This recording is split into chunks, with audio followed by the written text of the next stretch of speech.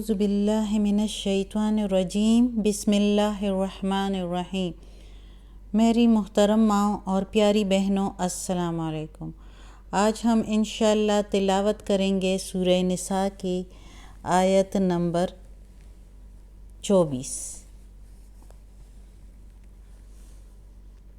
آیت نمبر 24 انشاءاللہ تلاوت کریں گے۔ اس سے پہلے آپ چینل کو سبسکرائب کریں اور جو ہے بیل کے آئیکن کو کلک کریں تاکہ اگلی ویڈیو آپ کو آسانی سے ملتی رہیں۔ تو تلاوت کرتے ہیں۔ آج ہمارا پارہ جو ہے وہ بھی اگلا شروع ہو رہا ہے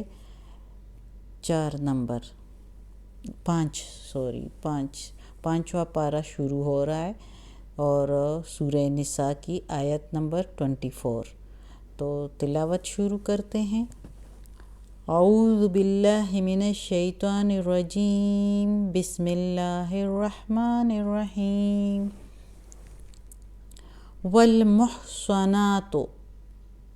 والمحصنات خاوند والی اور خاوند والیاں، من النساء عورتوں میں سے، خاوند والی عورتیں، الا مگر ما جو ملکت مالک ہو، ایمانکم تمہارے ہاتھ، کتاب اللہ کتابہ لکھا ہوا ہے یا فرض ہوا ہے۔ جو لکھ دیا جاتا ہے اس کا مطلب ہے کہ فرض ہوا ہے یا حکم ہے۔ کتاب اللہ اللہ کا حکم ہے یا اللہ نے فرض کیا ہے، علیکم اوپر تمہارے، علی اوپر کم تمہارے، وَأُحِلَّ اور حلال ہے، لکم تمہارے لیے، ما وراء جو سوا ہے، ذالکم اس کے تمہارے لیے، یعنی باقی جو اس کے سوا ہے وہ تمہارے لیے حلال ہے عورتوں کے بارے میں۔ ان یہ کہ تبتغوا تم طلب کرو، بِأَمْوَالِكُمْ ساتھ اپنے مالوں کے، ساتھ بے کے میننگ ہے اونلی بے، ساتھ اموال مال، کم تمہارے، یعنی ساتھ تمہارے مالوں کے طلب کرو، محسنین قید میں لانے کے لیے، یعنی شادی کرنے کے لیے، غیر مسافحین نہ کہ مستی نکالنے کے لیے، فما یا فمستمتعتم پھر جب تم اس کو کام میں لاؤ یا پھر جب تم اس سے فائدہ لو، فا کے میننگ ہے پس یا سو یا پھر بھی لے سکتے ہیں، اور ما ادھر ویسے جو کے لیے استعمال ہوتا ہے تو ادھر ہم میننگ لیں گے جب مستمتعتم کام میں لاؤ یا فائدہ لو تم کے میننگ یعنی تم، بھی ساتھ اس کے، منہن ان عورتوں میں سے، منہن ان عورتوں میں سے، فآتوہن پس دو ان کو، ان عورتوں کو، ہن عورتوں کے لیے یوز ہوتا ہے، ان کے لیے یوز ہوتا ہے لیکن عورتوں کے ان کے لیے یوز ہوتا ہے، مردوں کے نہیں۔ فاتو پس دو، آتو جگہ جگہ ہم پڑھتے ہیں آتے، تو اس کا مطلب ہے دینا، فآتوہن پس دو ان عورتوں کو، اجورہن ان کا مہر ان عورتوں کا، فریضۃً جو فرض کیا ہوا ہے، جو مقرر کیا ہوا ہے، یعنی ان کا مہر جو مقرر ہوا ہے تو وہ دو ان کو، یعنی خاوند والی عورتوں کے سوا باقی عورتوں سے آپ شادی کر سکتے ہیں، نکاح میں لا سکتے ہیں، لیکن یہ کہ قید میں لانے کے لیے یعنی شادی کرنے کے لیے، یہ نہیں کہ مستی نکالنے کے لیے، اور تم ان کو ان عورتوں سے جب فائدہ لو تو دو ان کو ان کا حق مہر جو مقرر کیا ہوا ہے، ولا جناح اور نہیں ہے گناہ، علیکم اوپر تمہارے، فیما اس میں تراضیتم تمہاری آپس کی رضامندی سے، بھی ساتھ اس کے، من بعد اس کے، الفریضہ کے جو مقرر کیا ہوا ہے، یعنی تم پر کوئی گناہ نہیں ہے کہ آپس کی رضامندی سے بعد اس کے جو مقرر ہوا ہے، آپس کی رضامندی سے اگر تم حق مہر میں کچھ کرو۔ ان اللہ بے شک اللہ تعالیٰ کانا ہے، علیماً کامل علم والا، حکیماً حکمت والا ہے، بے شک حکمت راز کی بات، اندر کی بات جاننے والا۔ تو اس آیت میں آج ہم جو پڑھ رہے ہیں، اس میں اللہ تعالیٰ فرماتا ہے کہ جو پچھلی آیت ہم نے پڑھی ہے، اس میں بھی ہم نے جو محرم عورتیں تھیں مردوں کے لیے کہ ان سے وہ شادی نہیں کر سکتے، تو وہ ہم نے پڑھا ہے، پچھلی آیت میں ہم پڑھ چکے ہیں۔ اب آج کی آیت میں اللہ تعالیٰ کہتا ہے کہ محسنات یعنی خاوند والی عورتیں، جو کہ یہ بھی حرام میں ہیں تمہارے لیے، حرام میں یہ عورتیں جو کہ خاوند والی ہیں، جو کسی کی نکاح میں ہیں، اس سے بھی آپ کا نکاح نہیں ہو سکتا، یعنی جو کسی کی نکاح میں ہو، کسی کے نکاح میں ہے اور اس کا نکاح اور کسی سے پھر نہیں ہو سکتا اس وقت تک، جب تک کہ اس کو اس پہلے شوہر نے طلاق نہ دے دی ہو یا وہ وفات پا جائے۔ ان دونوں صورتوں کے علاوہ جب وہ کسی کی نکاح میں ہو تو اس سے کوئی نکاح نہیں کر سکتا۔ ہاں، یہ اگر یا طلاق ہو جائے یا اس کا خاوند فوت ہو جائے اور وہ جو ہے اس سے اس کے بعد اپنی عدت طلاق یا عدت جو وفات کے بعد ہو تو وہ عدت پوری کر لے، تو اس کے بعد وہ کسی سے نکاح کر سکتی ہے یا کوئی اس سے نکاح کر سکتا ہے، لیکن اس سے پہلے کسی سے وہ نکاح نہیں کر سکتی خاوند والی عورتیں۔ اگر کوئی عورت خاوند والی جو ہے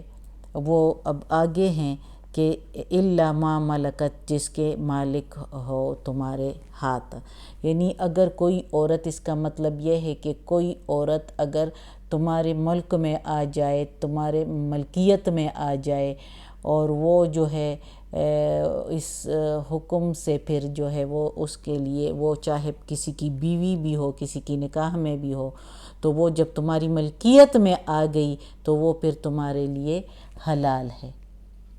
وہ اس حکم سے مستثنیٰ ہے، وہ تم پر حلال ہے گو اس کا خاوند بھی زندہ ہو اور اس نے طلاق بھی اس کو نہیں دیا۔ اس کی صورت یہ ہے کہ وہ کافر مرد ہو اور یا کافر عورت ہو، وہ باہم نکاح میں ہو اور مسلمان اسے جنگ میں چڑھائی کر کے اس عورت کو قید کر کے اسلام میں لے آئے، تو وہ عورت جس مسلمان کو ملے گی وہ عورت اس کو حلال ہے، گو بے شک اس کا خاوند جنگ میں زندہ بھی ہو اور اس نے طلاق بھی نہیں دی ہو، لیکن وہ اس جو حرام بیان کیا ہوا ہے، محرم بیان کیے گئے ہیں، اس کے بعد یہ وہ اس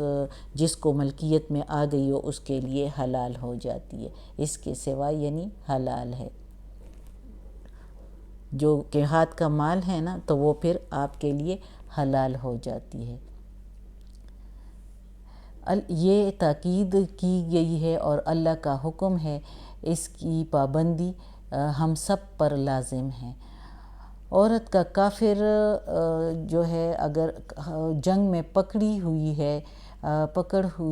آئے ہے تو اس کے حلال ہونے کے لیے یہ بھی ضروری ہے کہ ایک حیض اس کا گزر جائے اور وہ عورت مشرک بت پرست نہ ہو، وہ بلکہ اہل کتاب میں سے ہو، اہل کتاب میں سے ہو، یعنی یہودی یا عیسائیوں میں سے ہو، لیکن بت پرست نہ ہوں. ہاں یہ ہے کہ اگر وہ مسلمان ہو جائے تو پھر بھی وہ حلال ہو جاتی ہے مسلمانوں پر، جو جنگ میں پکڑی جاتی ہے، قید میں آ جاتی ہے.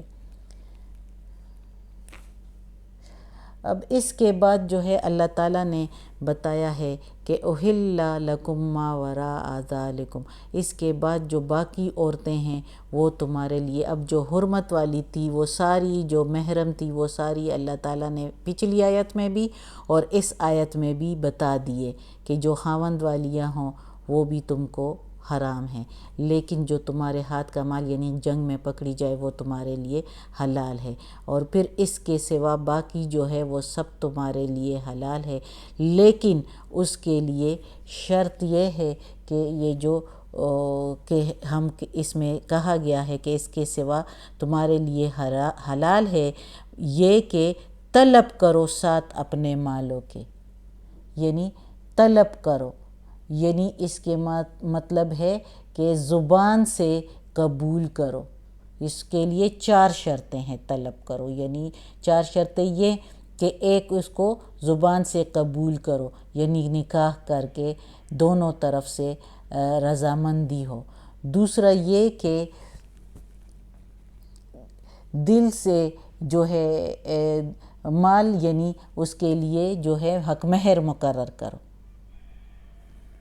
حق مہر بھی یعنی ساتھ اپنے مالوں کے، جو اللہ نے ادھر لکھا ہوا ہے کہ ساتھ اپنے مالوں کے اس کو قبول کرو،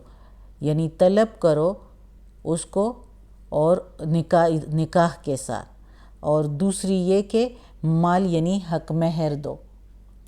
دونوں طرف سے رضامندی ہو اور حق مہر ادا کرو. تیسری یہ کہ ان عورتوں کو قید میں لانا ہے یعنی شادی کرنا ہے اس کے ساتھ. محسنینہ پاک عورتیں یعنی اس کے خاوند والی بنانا ہے، ان کے ساتھ شادی کرنی ہے. یہ نہیں کہ جو ہے اس کو جو ہے صرف اس سے جو ہے مستی نکالنا ہو اور اپنی شہوت پوری مقصد ہو آپ کا، وہ تو پھر زنا میں آ جاتا ہے. یعنی ہمیشہ کے لیے وہ تمہاری بیوی رہے. اس کا مطلب یہ ہے کہ کوئی مدت مقرر نہ ہو کہ اس کے بعد میں اس کو طلاق دے دوں گا، یہ 1 دن کے لیے 2 دن کے لیے اس سے شادی کر کے اپنی مستی نکال کے اور صحبت کر کے پھر اس کو میں طلاق دے دوں گا، یہ بات نہ ہو. یہ ادھر یہ غیر مصافحین کا مطلب یہ ہے. تو اللہ اس میں جو ہے یہ جو شیعہ لوگ اب اس غیر مصافحین سے یہ مطلب بھی آ گیا، یہ جو شیعہ لوگ متاع کا وہ کرتے ہیں تو وہ بھی ادھر حرام میں آ جاتا ہے. متاع کا حرام ہو جانا ادھر سے معلوم ہو جاتا ہے. اور اس پر سارے عالم لوگ جو ہے وہ اس پر جو ہے متفقہ طور پر اس کو حرام قرار دیتے ہیں. اور چوتھی بات یہ ہے کہ اس کو چھپا بھی نہ رکھیں، یعنی اس کو جو ہے کم از کم جب نکاح کرو تو 2 مرد ہو گواہ. اگر 2 مرد نہ ہو تو 1 مرد 1 عورت ہو گواہ، لیکن گواہ کے بغیر نکاح جو ہے وہ جائز نہیں ہے. وہ نکاح نہیں، وہ پھر اگر آپس میں ملے تو وہ زنا میں آ جاتا ہے. اس لیے ضروری ہے کہ لوگ درمیان میں گواہ موجود ہو. گواہ کے بغیر جو ہے چھپا کے وہ درست نہیں ہے. یہ جو ہے اللہ تعالیٰ کا حکم ہے.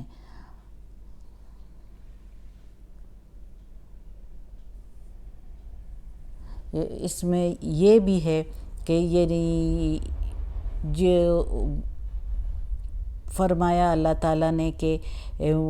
متعین مدت کے لیے جو ہے کوئی نکاح کرے تو یہ بھی جائز نہیں ہے۔ تو اس کے لیے بھی یعنی اس کا مطلب یہ ہے کہ عورت سے نکاح کیا اور اس کے بعد خاوند نے اس سے کسی مدت معین کر لی کہ اس مدت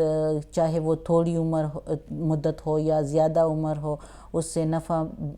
حاصل کر دیا، کم سے کم یہ کہ ایک ہی دفعہ جو ہے اس سے صحبت حاصل کی، تو بھی اگر ایک دفعہ صحبت کی یا 2 دفعہ صحبت کی تو بھی جتنی بار بھی یا کم از کم ایک دفعہ بھی کی تو اس پر مقرر ہو جاتا ہے کہ پورا حق مہر اس کو ادا کریں۔ ہاں اگر صحبت کے بغیر اس کو طلاق دے دی تو پھر جو ہے وہ جو ہے نصف جو ہے وہ ادا نصف ادا کرے گا، پھر بھی نصف حق مہر ادا کرے گا۔ یہ سب جو اللہ تعالیٰ نے بتا دیا ہے ادھر، تو یہ اللہ جانتا ہے، حکمت والا ہے، اس میں حکمت ہے، اس میں جو ہے انسانوں کے لیے اور جو فائدہ ہے سب کے لیے، مردوں کے لیے بھی اور عورتوں کے لیے بھی، دونوں طرف سے، دونوں کے لیے اللہ تعالیٰ کامل علم والا ہے اور حکمت والا ہے۔ اس لیے یہ ساری باتیں اللہ تعالیٰ نے بیان فرمائی اس آیت میں کہ یہ ضروری ہے، یہ اس طرح نکاح کرنا ہے۔ نکاح کے کافی باتیں اس میں واضح کر دی گئی ہے کہ کس طرح جو ہے آپ کو کون سی عورتیں حلال ہے اور کون سی حرام ہے، اور کس طریقے سے حلال ہے یعنی اور کس طریقے سے حرام ہے۔ اب دیکھو جنگ میں اگر عورت مل گئی تو وہ جو ہے وہ تمہارے ہاتھ کا مال ہو گئی، وہ تمہیں حلال ہو گئی،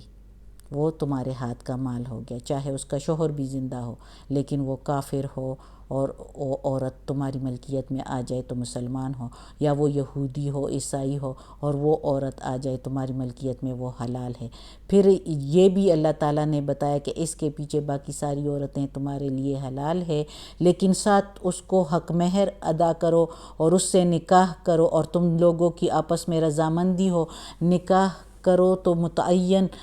مدت کے لیے نہیں کہ وہ عرصہ چاہے کم ہو یا زیادہ ہو، جتنے کے لیے بھی ہو اور متعین کیا گیا ہو تو وہ جو ہے وہ مستی نکالنے کے برابر ہو جاتا ہے، تو وہ نہیں، اس سے یہ بھی ظاہر ہو گیا کہ متاع جو ہے وہ